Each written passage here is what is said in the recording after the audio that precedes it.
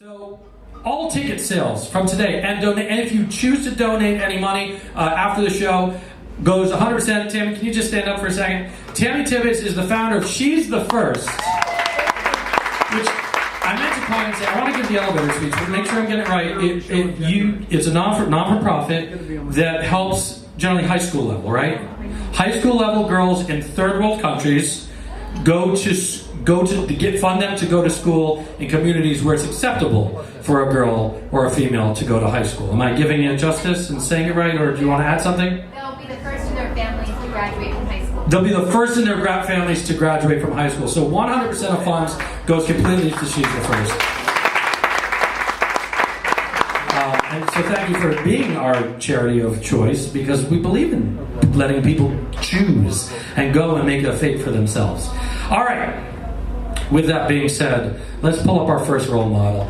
I just met him for the first time today, and so this is fantastic, but we did talk, and let's just talk about some of the credits. Oh, you might have seen him in Phantom of the Opera, or on the Tony Awards, or on Good Morning America, or Live with Regis and Kelly, and there's a gazillion credits I could have picked. I just picked the ones that were like, oh, this is cool. But one of the most recent, or the most recent, and what is very impressive is he's a dancer at the Alvin Ailey dance company. I would like to and as I'm doing research about him, I go, there's people who are photogenic, and then there's people that cameras were made for. Ladies and gentlemen, I'd like to bring up Sean Aaron Carmon to the stage.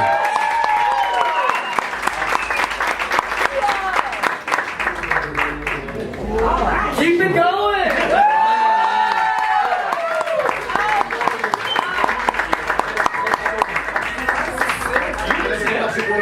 Leave the photo up. Everyone got it? Hook on Sean. Okay, I always want a t-shirt. There you go. That's fun. I'm gonna pretend like that's not behind me, because as much as I love being on stage, most people don't pay to hear me speak. They pay to see me do that. So this is a great. I just want to say this before I start. This is a great opportunity for me, and it's also a wonderful gift to me, because, as I said, I am paid to move people with my movement, not with my words. But what I'm realizing is, and also you kind of stepped on my speech here, because when you were talking about what resonates and how do we give back, and I was like, damn it, that's what I was going to say. Say it again. And also, my mother won't watch this video, but there will be some rated MA language. I hope that's okay with everyone. If it's not okay, just close your earmuffs. It's fine. But I was thinking about starting this conversation, and I do believe this is a conversation. So if by any chance you do happen to have a question and or answer for something that I pose to you, please, by all means. My question for myself was, why the hell do I do what I do? And it is, if you don't know what the Alvin Ailey American Dance Theater is, it's a company founded by Alvin Ailey in 1958, and it's the guy that's from Rogers, Texas, small town Texas. I'm from Texas. It's like, oh my God, it's a black man from Texas. I'm a black man from Texas. This is perfect for me. And it's also because I knew that as a dancer, there's a certain aesthetic that is required for what we do. There is, and especially in the ballet world, there is a lot of, and we're going to go there tonight. I just want to let you know that, so please be ready for it. But there's a lot of implied racism, in America? And it was something that I wasn't prepared for, because I grew up in Texas. I was the only boy, plus I got to do everything. You can be this person, you can be that person, you can go to this studio, you can take it for free, by all means, come. We need you, we want you. It's fabulous. It's wonderful to be wanted, I know everyone knows that. But it's also something that I was not prepared for when I moved to New York City. I moved here in 2006, the day after I graduated. I ran from Beaumont, Texas, and every now and then I go back just to say hi, but I only stay for 4 days. That's the limit. And when I my best friend's laughing. When I think about why I started doing what I'm doing, or started doing what I am doing now with the company that I am dancing for now, it's really because I didn't have what I thought was necessary to make it in the ballet world. I didn't have the gorgeous long... Okay, this is awkward because this picture's behind me. I didn't have the gorgeous long legs or the slim physique. Bullshit.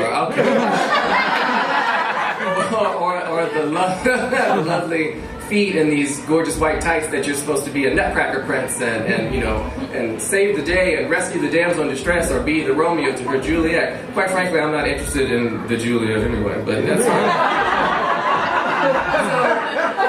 So, these are things that I implanted in my brain. I told myself, you're not good enough, and you should find something else. And I think, while I know that was one of the worst things I could say to myself, I relish the fact that I did, because I found, damn, this is a good soundtrack. I found a home. I found a place where I could be myself. I could be this slim guy in a company full of 6'4" men who are shaped like Transformers, and there is a place for me. I don't always have to be the person lifting the woman.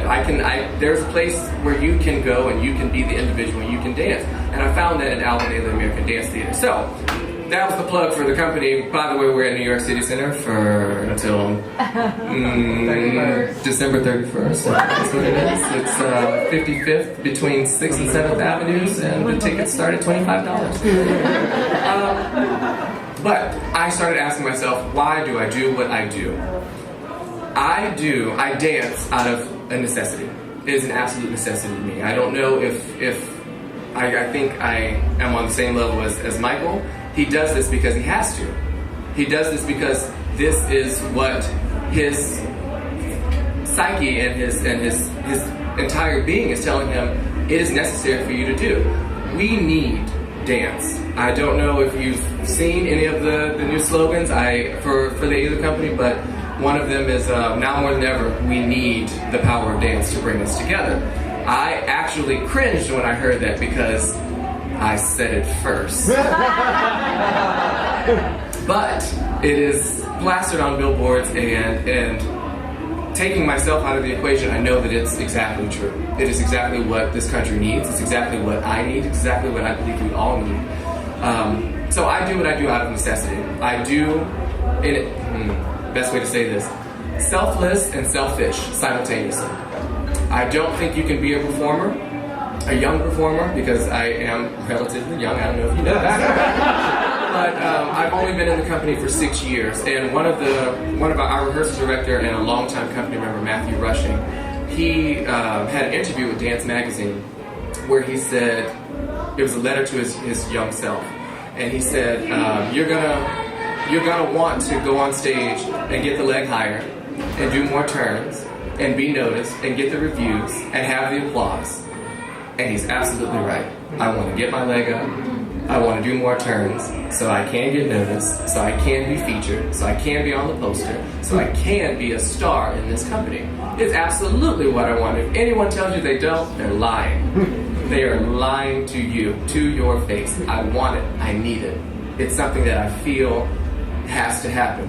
But it's also something that I am not necessarily going to receive in this company. And that's something that I've had to come to grips with over these 6 years. And it's something that I'm still working on understanding. It is something that has chipped away at this, this gets so dramatic, this icy layer around my soul and heart that is keeping me from really shining through on stage. And when I am allowed to present my actual self on stage, it's always noticed. Two of my best friends are sitting here in the audience. One happens to be a dancer with the company, and the other was a former company manager for us. And I invited them for very specific reasons, obviously, because they are my best friends, but because they know me better than I know myself sometimes. And I'm doing my best not to look over there because it's not about you. They know me better than I know myself, and they know this desire that I have to be this star. But they also know that I have a stronger desire to create the next generation of stars, and that is why I started teaching when I was 16 years old. And I didn't realize why. My teacher, Bonnie Cocono, she just passed away not too long ago. She's my first ballet teacher, first person who let me into her studio, first person who allowed me to be myself. She had solos created for me. She had roles created for me. She was the person that told me when I was going too far. She was the person that told me when I needed to give more. And she was the person that kept me in check, and it was fantastic. But she is the person that got me started with choreographing, with teaching at her studio, and also recommending me to other teachers. And so I've been teaching now for 12 years. Even when I had no idea what teaching was about, I just knew I would like control, because who doesn't like to tell people what to do every now and then? It feels good, it does. But watching and learning from the people in the front of the room, there's nothing like learning through experience and my example. So I try to be that example for my students. I tell them, you have to be yourself. It's the most cliched advice you can give. Be yourself. Nobody else. There's only one of you. Etc., blah, blah, blah. Great. And I see their faces going, yes, sir. Absolutely. I got you.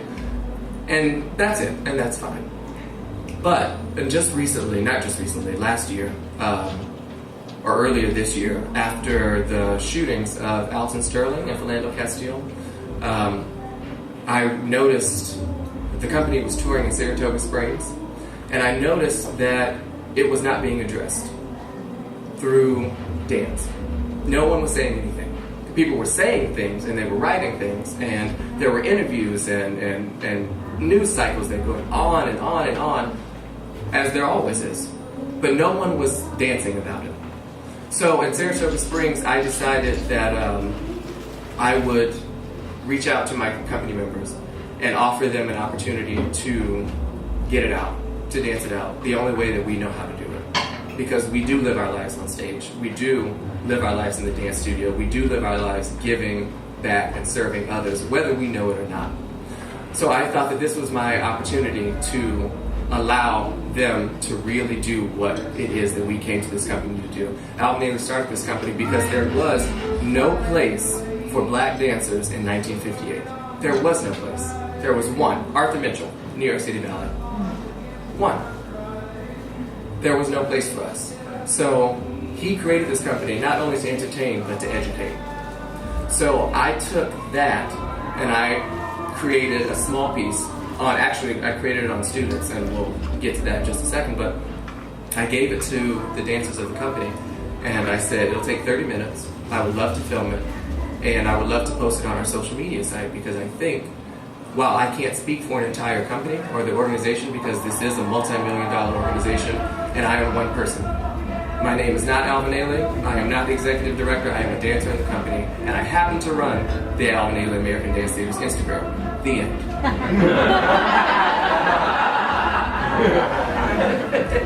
It works for a reason. So we did, and I created Freedom, and I posted it to the account and received it garnered so much attention, which is exactly what I wanted. But not for the reasons of I needed to be the star, or I needed to be on the poster, or I needed to be noticed, or I needed the company to speak up. And I couldn't force anyone to open their mouths and say anything. But I knew that all I had to do was ask my fellow dancers to do what we did best. And that was to dance. And when you dance about it, sometimes instead of talking about it, that was what made the impact. That was what got the New York Times to write about it. That was what got Newsweek, Time Magazine, Dance Spirit. I'm doing this also to feed my little bit of ego. But yes, these are the things, these are the people that reached out to me because I took a stand. You have to take a stand. I'm not going to get preachy. You have to take a stand to be what you want to be. Because when you are what you want to be, that's the only way you can help someone be who they need to be. That is the only way I feel that I can give back to the students that I work for. I don't feel that they're coming to my class just to learn steps. And if they are, I hope that I'm giving them more than that.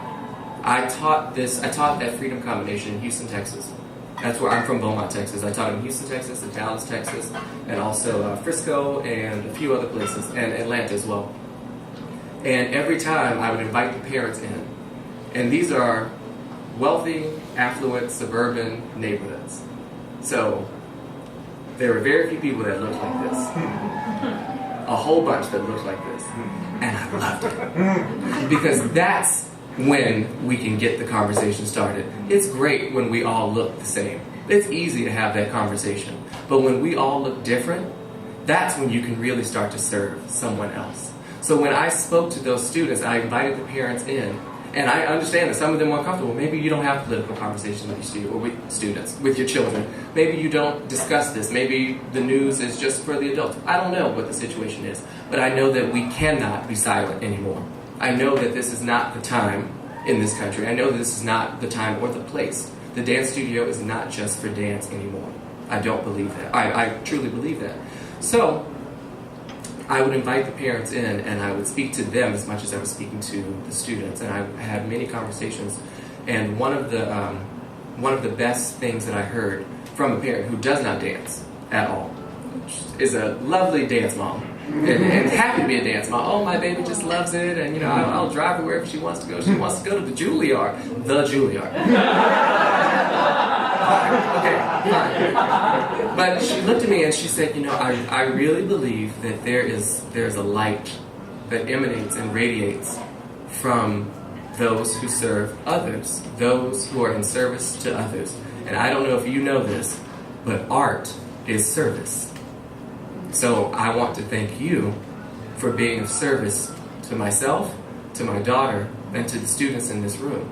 And I think that what you're doing with this company, even if you don't realize you're doing it, by stepping on stage every night and dancing about the mass incarceration of African Americans in America, or dancing about the shootings of African Americans, or dancing about apartheid in South Africa, or dancing about or to Martin Luther King's speeches and Shakespeare's words that influenced Dr. King. You are being of service to others. And if you know it, I applaud you. If you don't know it, I applaud you. Because you are what this country needs. You are what we need, and you are what I need. So now I get to go home and have this conversation with my daughter, and you have opened the door for that. So I thank you, and I applaud you. And I said, girl, bye, boom. I had to bring attention. I was getting a little teary-eyed. It was awkward, so I high-fived her, and I got on out of it. I really did. It was like a football ass clap. Like, go. But it's something that I'm so passionate about. It's something that I am so moved by. It's something that I cannot live without. It's something that I refuse to live without as it stands right now.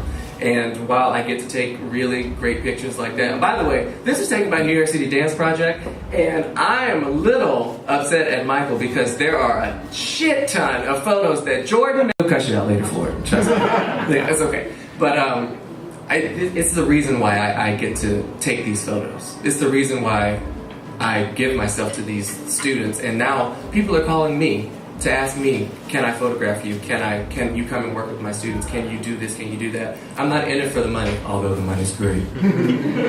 I'm not in it for the money. I'm in it to serve. And I don't know what my life would be like without serving others, without being a service to others. Only thing I never want to do is be a disservice. And I know that if I don't speak up and speak out, I'm truly doing a disservice to my students. So, with that, I say thank you for listening, because I rambled a little bit, and thank you for coming to this legacy of you, because serving others is really, it's what this is all about. There's no other way to get through life. Selfish is one thing, and you can get a lot of money, fame, recognition, but where does it go from there? What do you get from that? The end. If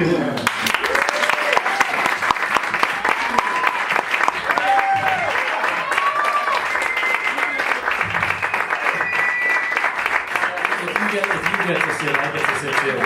And don't worry, Jordan. I actually put this up. I'm like, Jordan's gonna be pissed. It's not his fault. Jordan gets his moment. Jordan gets his moment. Was it ever scary? Like when you put out the video, was it scary for you? Yes, absolutely. I was afraid.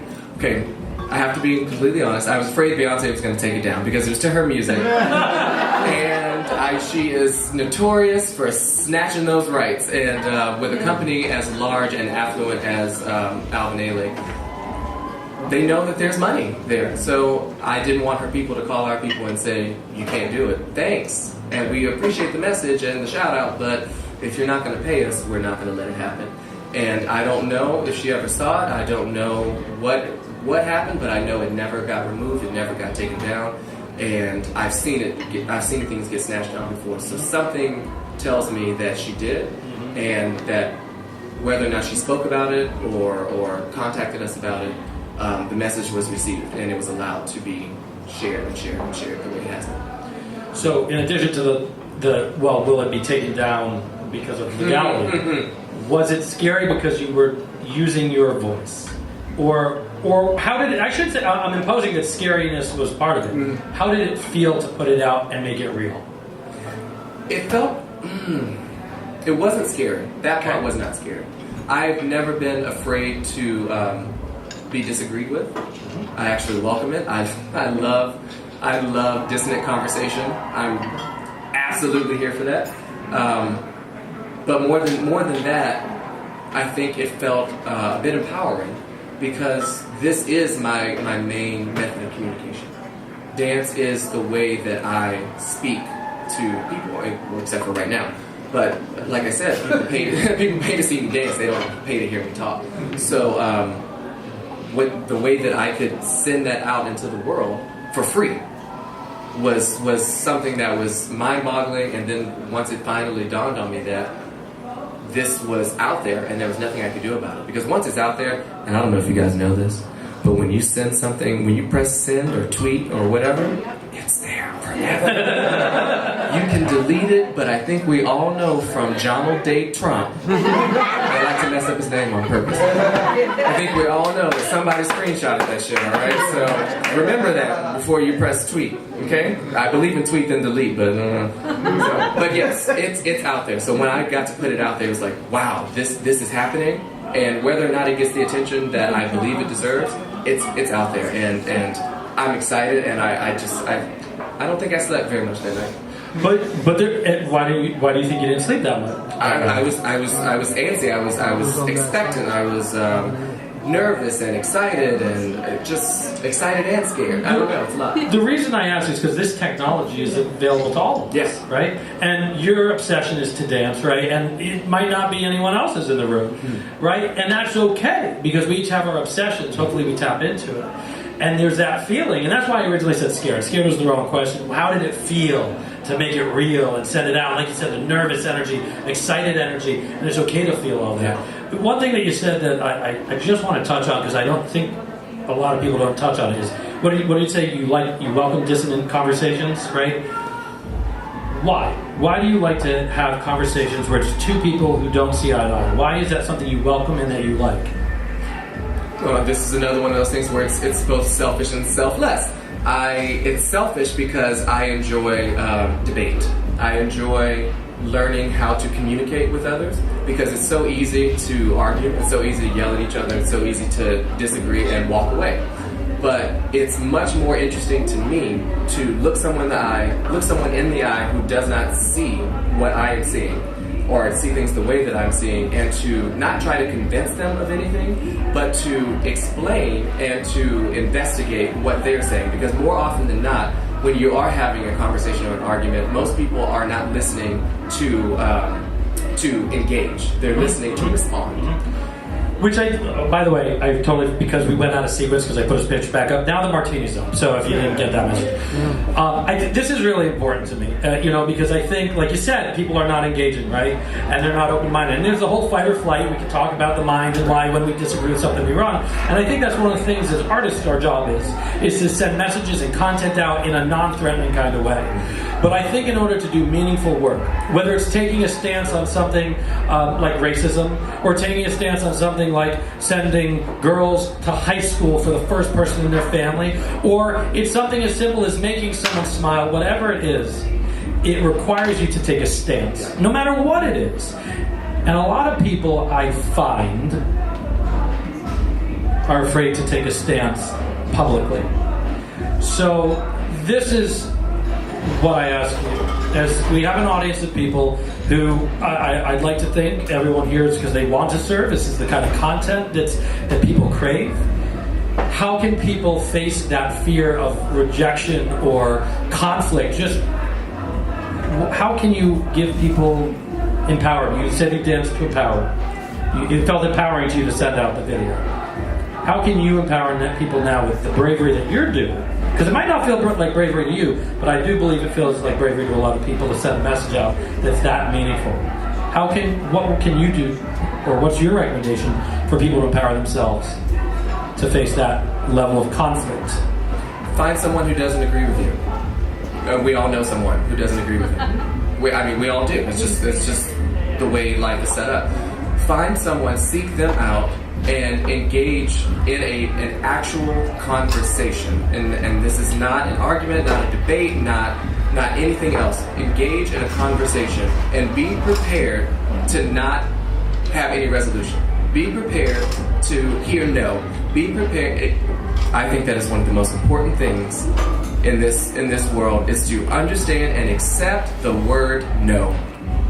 I just told the story, and I have to tell it now because I would be remiss if I didn't. My mother called me this afternoon, and she, oh, how are you doing, and this and that, and I said, oh, this sounds like you want something. and as the conversation went on, I started to listen a little bit more, and I was washing my dishes, and by that I mean loading the dishwasher, and I heard, and then the question came up: can your cousin stay with you? How long would you like, his name's Denzel. Yes, Denzel. How long would you like Denzel to stay? Oh, well, he has to get out of the dorm, so to be after the December 23rd till, somewhere after the new year. The answer is no.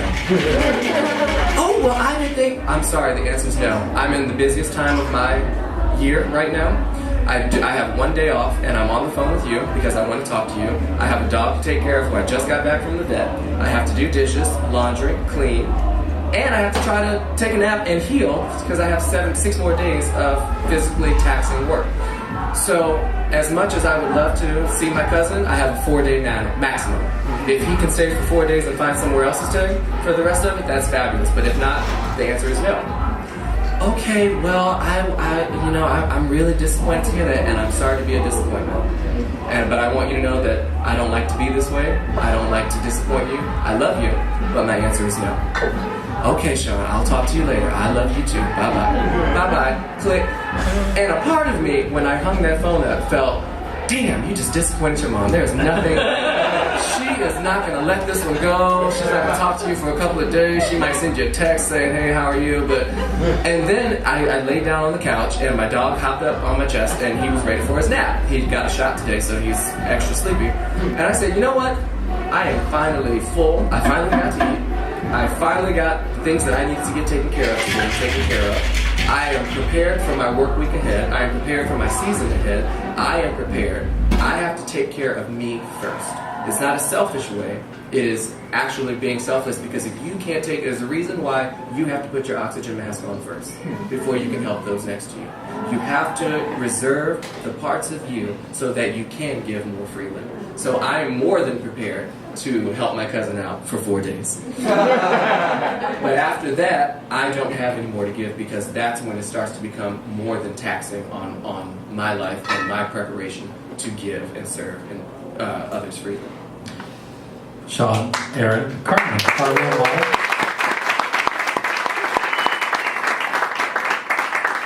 So one last question, which you sort of answered it, but I didn't know the answer. Who's this?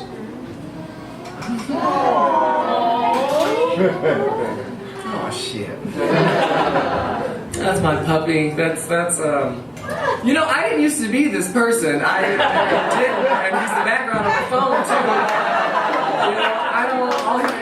It's just he's in here and I stutter when I talk to him because I don't know what to say sometimes. I did not know, and I actually just, in honor of what we were doing tonight, I just Instagrammed a new photo of him, and the quote was from C.S. Lewis, and he said that true humility isn't thinking less of yourself, it's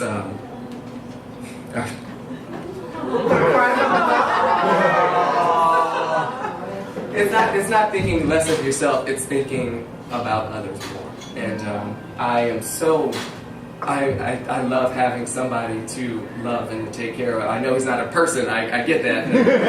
But I fought it for a long time, being dad and all that stuff. But shut up. But he is my heart. So I'm very happy to have this little small red hot dog in my life. Then I gotta go.